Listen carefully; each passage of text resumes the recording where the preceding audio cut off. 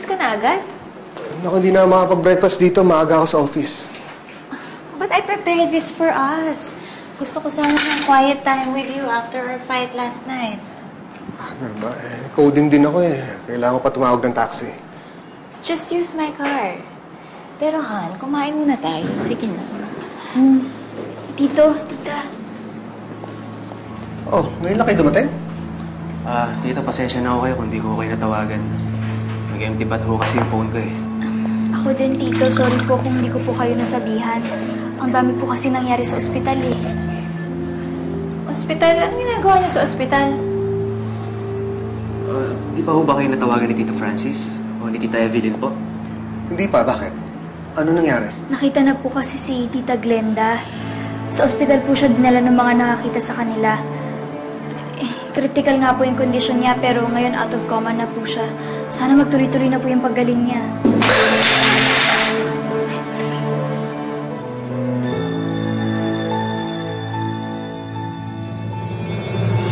Ma'am, kung sakali po naririnig niyo ako, may gusto po sana ako itanong sa inyo. Ma'am? Sir, baka ho pwedeng hayaan muna natin magpahinga asawa ko. Sa ibang araw na lang ho. Sige po, kayo bahala.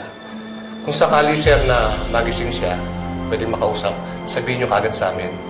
Nang sa ganon, malaman na natin kung sino talaga gumawa sa kanya nito. Huwag po kayo maglala.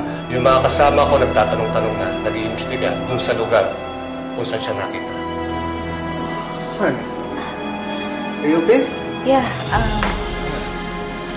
nagulat ako sa balita eh. Tito, malala ho ang tama ni Tita Glenda. May dalawang tama po siya ng bala ng baril. Natagpuan ho siya sa pangpang. Left for dead po. May gusto pumatay kay Glenda? Sino? Oo nga. May sinabi ba siya? Hindi pa po gumigising si Tita Glenda eh. Yun din po ang inaantay naming lahat. Kawawa naman si Glenda. Sino ka lang bitukang gagawa nun?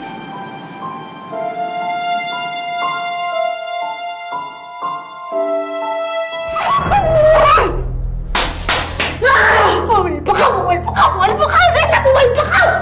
Pumulpa ka! Buhay pa siya! Buhay pa siya! Buhay pa siya! Bakit siya buhay? Bakit siya buhay? Paano nangyari yun? Paano siya nakaligtas? Buwisit ka, Glenda! Buwisit ka talaga sa buhay ko! Buwisit ka sana hindi ka nagumaling! Han?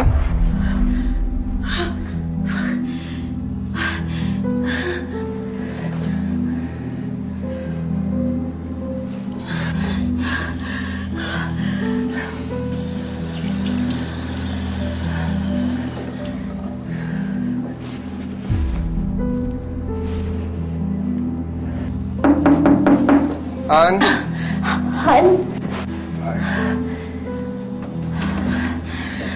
Han? Are you okay? Hindi, naisip ko, gusto mo punta tayo sa ospital. Bisitahin natin si Glenda. At pa din sa ibang araw na lang. Babalikan ko pa kasi si tita eh. Nag-promise ako sa kanya. Ano ba? O, sige, ako na lang pupunta.